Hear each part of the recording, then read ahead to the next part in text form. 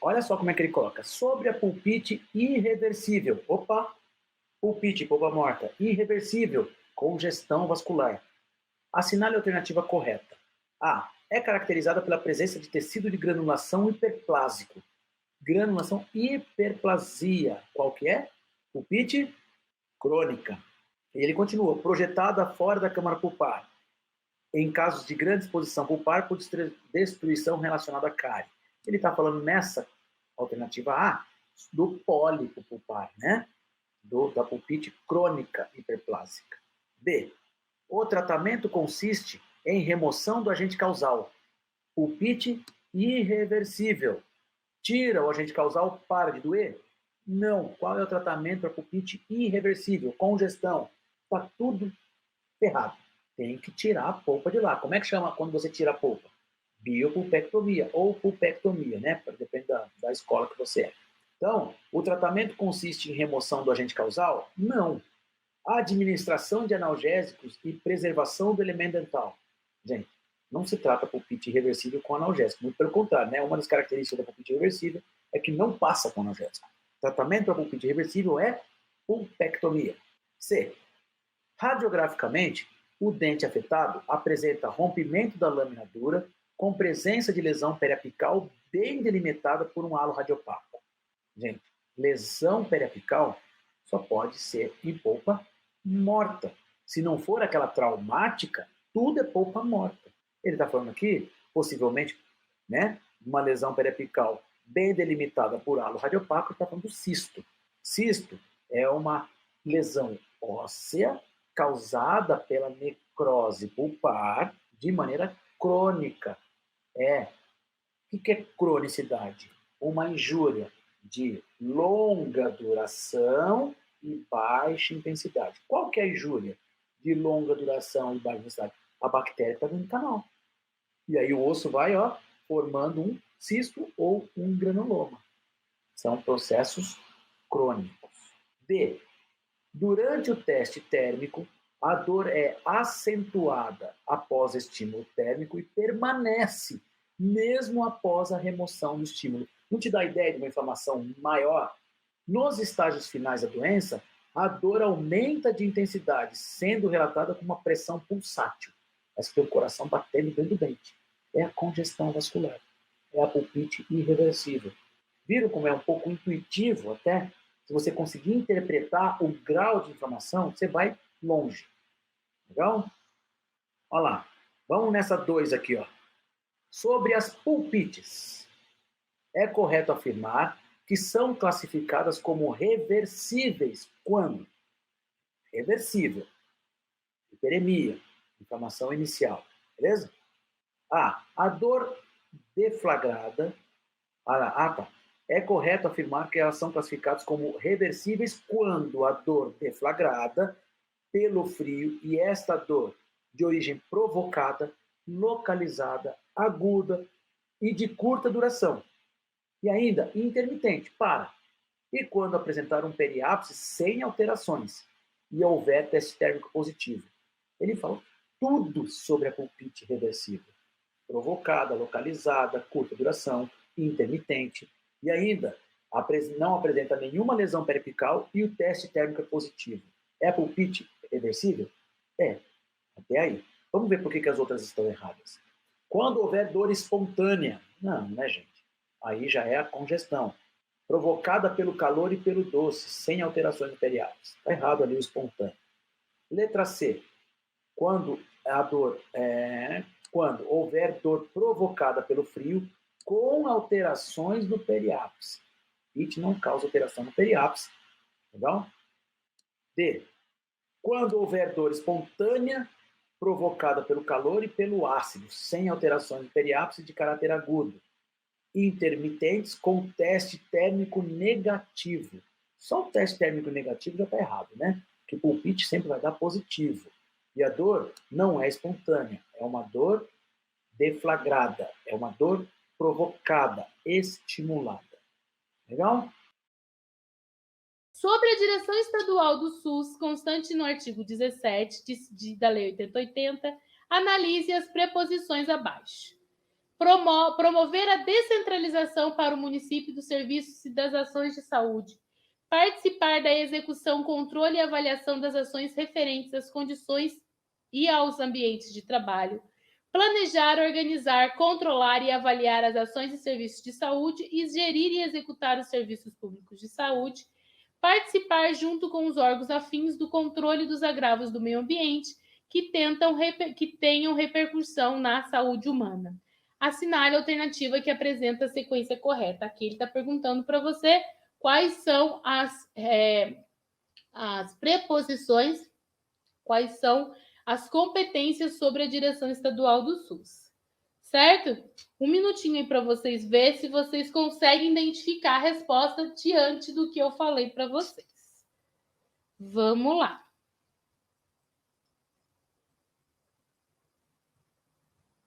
Se vocês seguirem o que eu falei, uma aqui vocês já vão conseguir. Duas alternativas vocês já vão, na primeira, eliminar. Pensa no que eu falei, nos verbos de ação. Veja se vocês conseguem chegar à resposta. Verbos de ação. Eu não posso falar mais, senão eu dou a resposta. União, manda. Estado faz o meio de campo. E o município, ele executa. Ele faz a gestão. E aí? Vocês têm alternativa? Alguém quer arriscar? O que vocês acham? Dá para chutar uma alternativa aqui? Vamos lá, pessoal. Vamos lá, pessoal. Olha só. Lembra que eu falei da execução? Participar da execução, controle e avaliação das ações referentes às condições e aos ambientes de trabalho. Municipal. Planejar, organizar, controlar, avaliar as ações e serviços de saúde e gerir e executar os serviços públicos de saúde. Municipal. E o Estado, meio de campo, promover a descentralização para os municípios dos serviços e das ações de saúde, participar junto com os órgãos afins do controle de agravos do meio ambiente que tenham repercussão na saúde humana. Ok? Execução. Participação da execução, planejar, organizar e avaliar as ações e serviços de saúde, gerir e executar os serviços públicos de saúde, vocês já desconfiem que seja municipal. Ok? A Lei 8080 garante os princípios da regionalização e hierarquização da rede de serviços de saúde. E alternativa A, permite que somente crianças, idosos e pacientes com necessidades especiais tenham garantia de atendimento. A alternativa B, garante o atendimento exclusivamente no nível terciário. A alternativa C, permite que os serviços e ações públicos e privados sejam contratados ou conveniados ao SUS. A alternativa D, proíbe que o setor privado atue no SUS. Essa é mais uma daquelas questões que a gente pergunta onde é que a banca estava com a cabeça. Mas vou deixar aí essa questão e me ajudem na resposta. Em relação aos princípios da regionalização e hierarquização da rede de serviços de saúde, qual alternativa está correta? O que vocês colocariam nessa questão? Pode chutar, gente. Pode errar, pode acertar, porque errar também é importante. Vamos lá. Em relação à regionalização e hierarquização, o que eu expliquei para vocês entre regionalização e hierarquização, o que nós lemos sobre regionalização e hierarquização, qual alternativa chegaria mais próximo da resposta?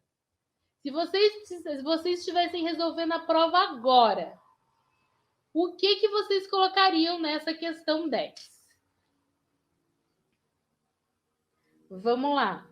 O que vocês colocariam na questão 10? Essa é uma questão que eu li e reli várias vezes, porque eu nem entendi da onde é que a banca tirou essa resposta. Qual alternativa vocês colocariam? Olha só a resposta que a banca me deu. A Lei 8080 garante, a princípio, a regionalização e hierarquização da rede de serviços de saúde e permite que serviços e ações públicos e privados sejam contratados ou conveniados ao SUS. Aí eu pergunto para você, o que isso tem a ver com o princípio de regionalização e hierarquização? A resposta que eu te dou é que não tem nada a ver permitir ações, serviços públicos e privados sejam contratados ou conveniados do SUS. Ok, e aí? Isso daqui tem mais a ver com complementariedade do setor privado com regionalização e hierarquização. Só que como que a gente chega nessa resposta? Porque todas as outras alternativas, a B e a D, elas são totalmente infundadas. Olha só. Permite que somente crianças, idosos e pacientes com necessidades especiais tenham garantia de atendimento. Não tem nada a ver com regionalização e hierarquização. E lembra da universalidade, que todos têm direito à saúde? Garante o atendimento exclusivamente no nível terciário. Essa é a alternativa que talvez a gente pudesse ficar em dúvida. Mas o que eu falei para vocês de regionalização e hierarquização dos serviços de saúde? Que no processo de regionalização e serviços de saúde, os municípios se unem para quê? Para poder oferecer uma integralidade no atendimento ao meu usuário. Então, eu vou oferecer para ele atendimentos da atenção primária ou da atenção básica, atenção secundária e atenção terciária. Então, não é exclusivamente o nível terciário, é garantir o atendimento nos 3 níveis de atenção. Proíbe o setor privado no SUS, não tem nada a ver com regionalização e hierarquização. É uma pergunta bem mal formulada, e aí eu fui procurar para ver se essa questão foi anulada, e não, essa questão não foi anulada, foi validada pelo Instituto Mais, tá? Questão nada a ver, mas a gente consegue chegar na alternativa eliminando as outras que são absurdas. Os intentavam a articulação de fatores econômicos e culturais. Aqui eu admito que estava um pouquinho chato, viu? Estava um pouquinho chato. Dava para a gente tentar ir se livrando de outras alternativas.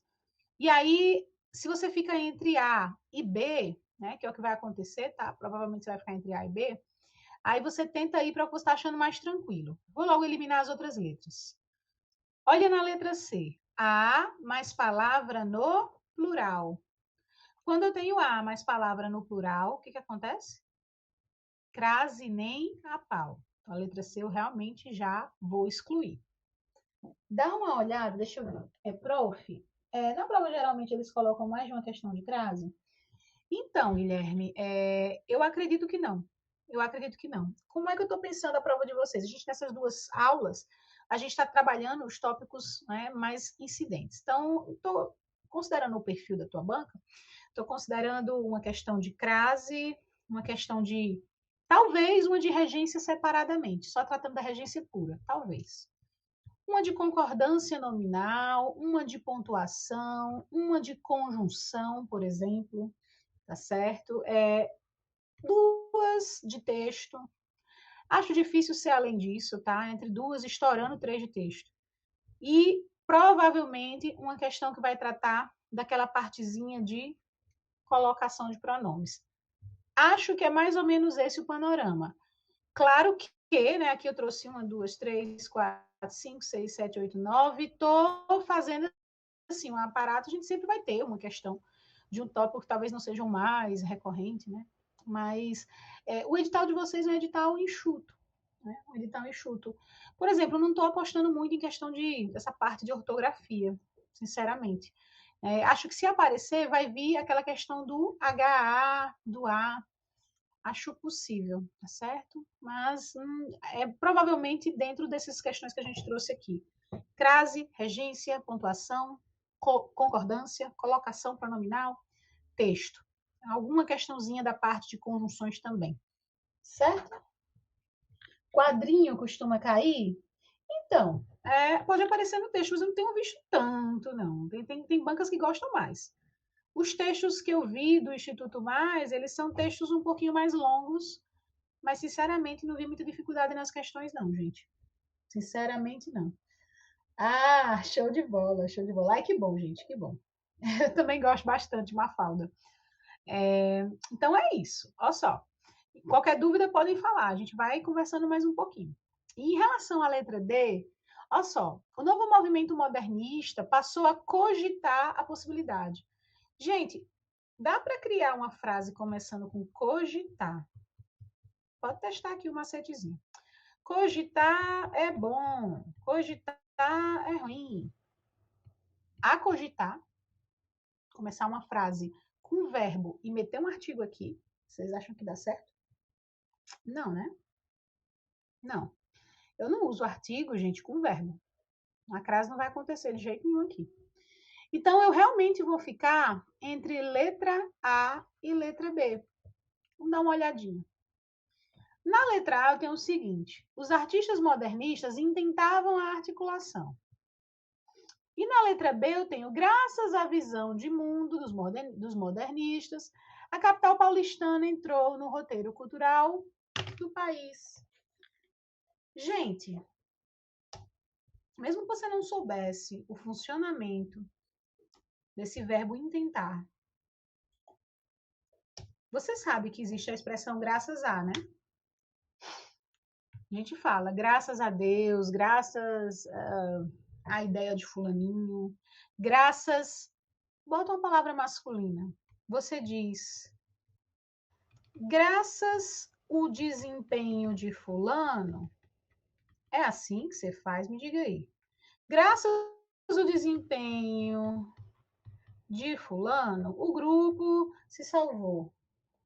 Você acha que é assim? Graças o desempenho ou é graças ao? Graças ao desempenho. O que você acha? É graças ao. Não é? Por quê? Porque essa locução graças a, ela já vem com preposição mesmo, né? Então, quando você traz desempenho, não dá para você tirar o a, é graças ao desempenho. Então, se eu tenho o feminino aqui, a minha expressão já é graças a. Aí eu vou criar uma frasezinha com o que vem depois.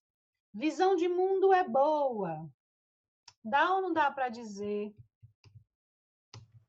a visão de mundo é boa? Perfeito, Laís, perfeito. Fez o pensamento, perfeito. Exatamente isso. Gente, está na dúvida? Também é bom sempre dar uma checada indo para o masculino. Porque no masculino, a gente vai ter a revelação se vai ser, por exemplo, graças ou graças ao. Se está aparecendo ao, a chance de crase é altíssima, né? Eu só tenho que tomar um cuidado e, mesmo assim, criar a frasezinha que vem depois, porque às vezes quem vem depois é uma palavra feminina, mas está dentro daquelas situações que a gente viu todas, né? Perdão, gente. Tipo, alguma, nenhuma, essa, esta, então, situações em que a crase, mesmo sendo palavra feminina, não pode acontecer. Então, é bom checar, né, a preposição e checar a questão da frasezinha, para ver se o artigo vai colar. Então, olha só. Graças a alguma coisa e a visão de mundo é boa. O que é isso? Frase. Gabarito, letra B de bola, certo? E aí, o que está acontecendo aqui? É porque o problema nessa letra A é que esse verbo intentar, ele não aceita a preposição. É intentar algo. Intentar algo. Né? Intentar o desenvolvimento, intentar o movimento, intentar o projeto.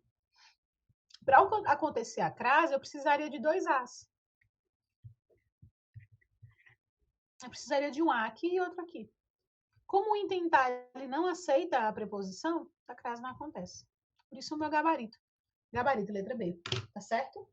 Então, assim, essa questão ela tá aqui também para quê? Para você entender que, por mais que você estude, por mais que você tenha conhecimento, lá na hora da prova, pode aparecer um verbo que você não domina, pode aparecer um verbo que você nunca viu na vida, por exemplo, para a questão da regência.